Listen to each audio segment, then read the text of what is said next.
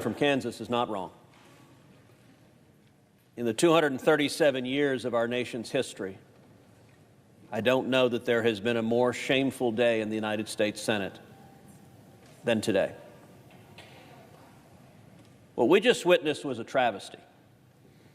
It was a travesty to the United States Constitution, and it was a travesty to the American people.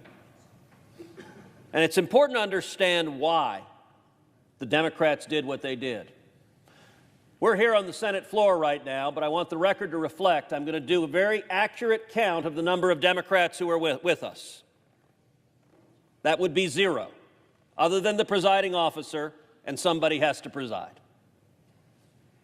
Not a single Democrat senator chose to come to this floor and listen to one word of evidence.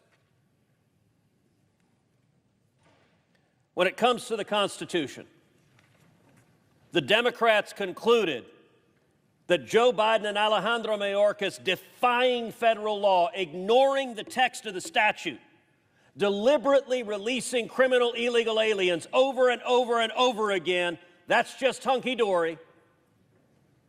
You can't impeach him for that. Every Democrat just voted. By the way, every cabinet member, guess what? You've just been given a blank slate. Ignore the law. When Democrats are in charge of the Senate, the entire cabinet could ignore the law. It is no longer impeachable. In Democrat Wonderland, when a member of the executive branch openly defies the law. By the way, every Democrat just voted that way. They didn't hear one word of argument. The majority leader didn't stand up and say, here's the reason why it's okay. No, he didn't present that argument. They didn't read a brief. Nobody wrote a brief. They didn't care enough to know what Senator Lee just laid out, that the Biden Department of Justice went in front of the U.S. Supreme Court and said if the executive defies the law, the answer is impeachment. The willingness of every Democrat to be blatantly hypocritical. Just last year, the Biden Justice Department said, no, you can't sue in court when we, the Biden administration, defy the law. The answer is impeachment. In like 3-card money. Every Senate Democrat said, no, the answer is not impeachment. I don't know what it is. Actually, I do know what it is. There's only one answer left, which is everyone who is unhappy about the open border shows up in November, and to use the phrase, throw the bums out. Because if you're not willing to do your job, is there not one senator on that side of the aisle who cares enough to honor the Constitution? By the way, the second article they threw out said lying to Congress is not a high crime or misdemeanor, it's not impeachable. Now, as the senator from South Carolina pointed out, Bill Clinton was impeached for lying under oath. And you know what happened? And he was ultimately acquitted. But after a full trial where they heard the evidence, where the Senate did its job. By the way, one of the impeachment managers was Senator Graham, who presented that evidence right here on this floor. And you know what? Before Bill Clinton, there's a guy named Walter Nixon. You may not know who Walter Nixon is. Walter Nixon was a federal judge who was convicted of perjury. He was from Mississippi. He was convicted of perjury in front of a grand jury. And he was impeached. And it went to the Senate, and the Senate convicted him and removed him from the bench. So you want to know what the precedents were prior to today? You commit a crime, lying under oath, perjury, it is a high crime or misdemeanor that is impeachable. No more. Because understand the Democrats' rule here. This is not about the Constitution. None of them care. By the way, we repeatedly moved. Let's go into debate. Hear the other side of the argument. Nope. Look, the famous 3 monkeys, hear no evil, see no evil, speak no evil. That's just evil, what they did. They don't want to know because they don't care, because it's not about the Constitution. It's not about the law. It is about political expediency. But every bit as violent as what they did to the Constitution was, it's even more offensive what they did to the American people. Last year, 853 migrants died crossing illegally into this country. That's almost 3 a day. You go down to the southern border, you go down to Texas, which the Democrats don't bother to do because they don't care about the people dying. And you see photograph after photograph that Texas farmers and ranchers are finding of dead bodies on their property.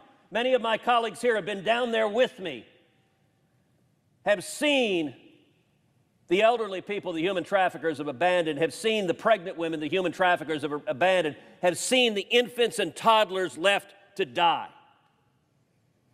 The Senate Democrats just told the American people they don't give a damn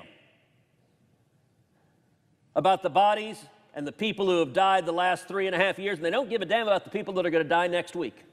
Next week, more migrants are going to die. When we brought 19 senators down to the border, we went out on a boat in the Rio Grande. We saw a man floating dead in the water. Senator Lee was there. Senator Kennedy was there. He had died that day. The Democrats just told the American people they don't care. When you go down to the border and you look at the children who've been brutalized, just about all of us here are parents. I will tell you, when you look in the eye of a little girl or a little boy who's been abused by traffickers, and you see it, you see the pain, you see the agony of children trapped in sex trafficking. The Democrats just said they don't care. They won't hear the evidence, they don't care that it's deliberate, and they don't care that it'll happen next week, that it'll happen tomorrow. Tomorrow there will be children brutalized because of the Democrats' open border policies, and not a one of them cares. They don't care about the women who are repeatedly sexually assaulted. Again, when you look in the eyes of these women coming over, it's heartbreaking. And the Democrats just said, we don't care. And they don't care about the more than 100,000 Americans that died last year from drug overdoses. The highest in our nation's history. 70% of that is from Chinese fentanyl coming across our southern border. And the Democrats said, we don't want to hear about it. We're not interested in the Americans dying. You know what they also don't care about? They don't care about the criminals that are being released day after day after day. The Biden administration is releasing murderers and rapists and child molesters, and every week we see another story of somebody being killed, somebody being raped, another child being assaulted by illegal immigrants released by Alejandro Mayorkas and Joe Biden. How shocking is it that there wasn't one Democrat who says, you know, massive human suffering matters? We ought to hear the evidence.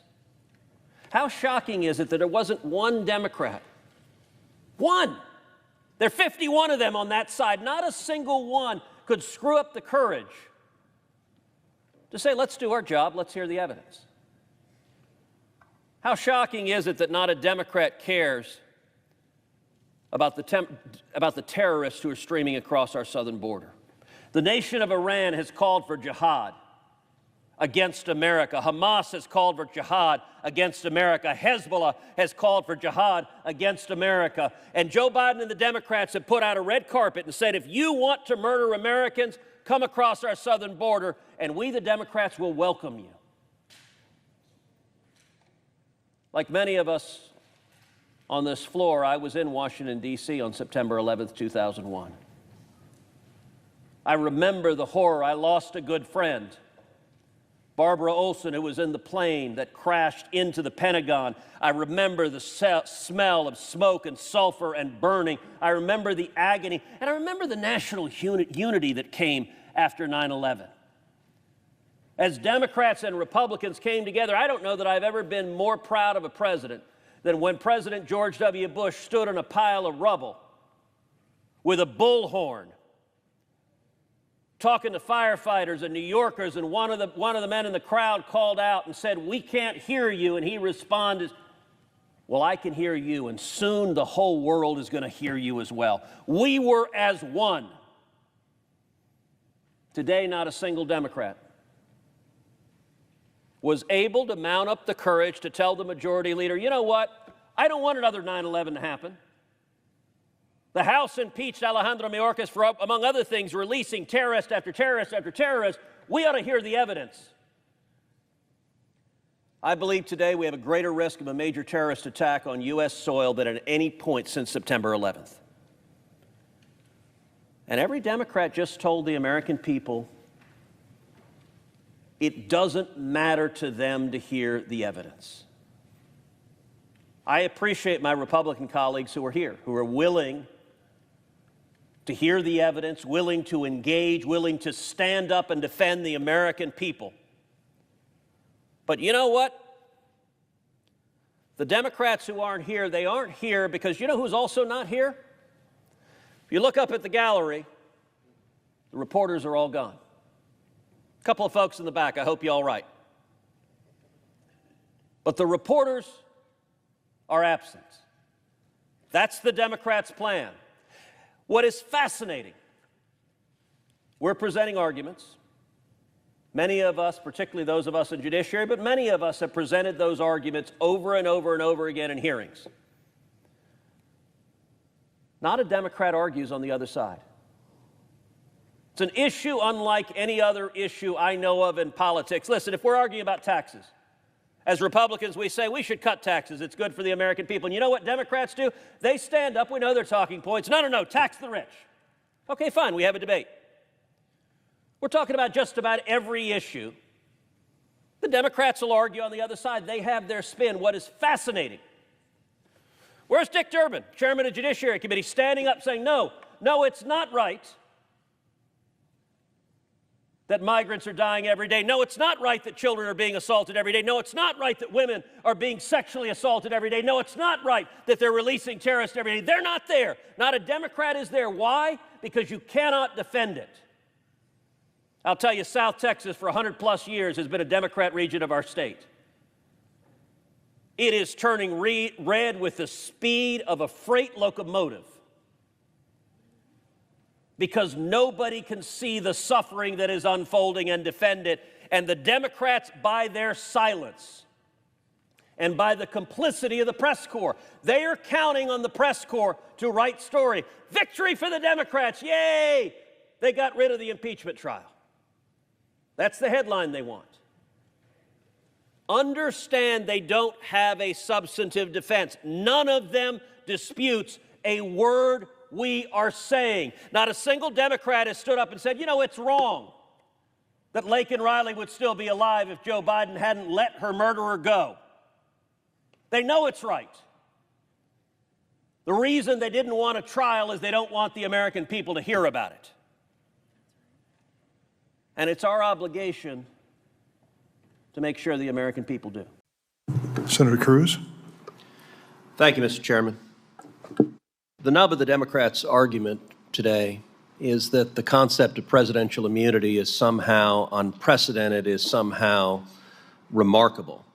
That claim is utterly ahistorical and disconnected from the entire constitutional history of the Republic. General Mukasey, before 2023, how many times has the President of the United States been indicted? None. Before 2023, how many times has a former President of the United States been indicted? None. In the last 2 years, how many times has President Donald J. Trump been indicted? 4 times, I believe.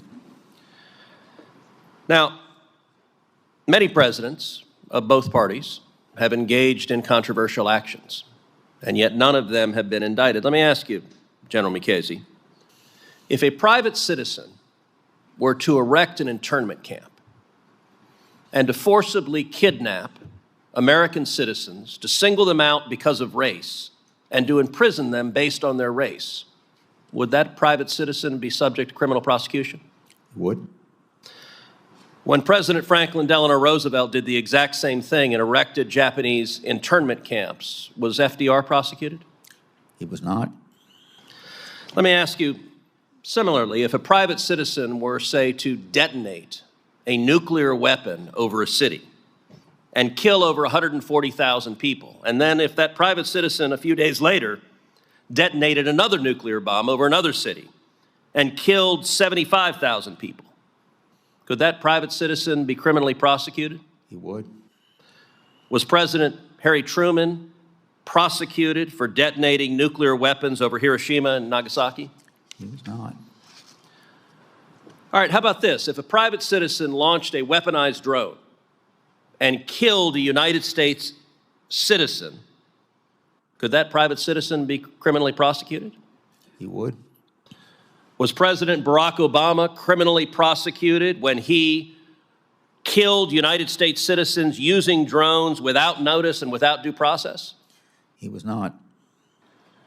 Although, as far as due process is concerned, I believe the comment of my successor to that question was that Anwar al-Awlaki got, quote, all the process that was necessary. Well, although I suspect he might disagree with that assessment were he able to present his case. Right. All right. Let's contrast that with the rules that govern other federal officials. You were a judge for 19 years.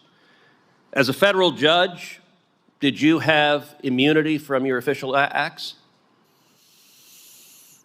For my official act, yes. Yeah. Do federal prosecutors have immunity from their official acts? They do. Now, the distinction between official acts and personal acts is not a terribly shocking distinction. Under the decision of Trump versus United States, if any president walks onto the sidewalk and just shoots a citizen, is that president liable to be prosecuted? He is. How about this? If a president steals funds from his campaign, does that president face criminal liability? He does. How about this? If a president sexually assaults, let's say, an intern in the Oval Office, is the president subject to criminal prosecution for that? He could be.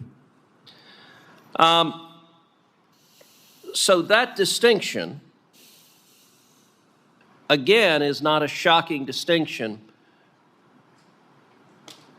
The Founding Fathers vested the executive power in a single president of the United States.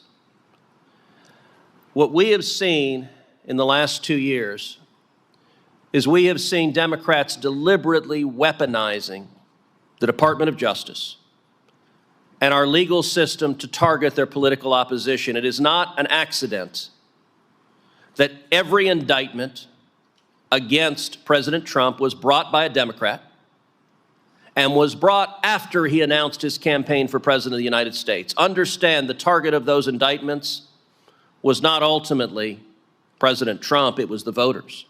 It was prosecutors who were terrified that the voters would choose to re-elect President Trump. One of the great things about the United States is we're not a banana republic. Since 2000, the nation of Pakistan has had 6 former prime ministers prosecuted and convicted. Brazil has had 3 former presidents arrested and imprisoned. Last year, Nicaraguan President Daniel Ortega arrested, charged, and imprisoned 40 political opponents. General Mukasey, you were Attorney General of the United States. Is it the proper role of the Department of Justice to prosecute and target the political opponents of whoever happens to be President of the United States? It is most assuredly not. Thank you. Senator Bowman.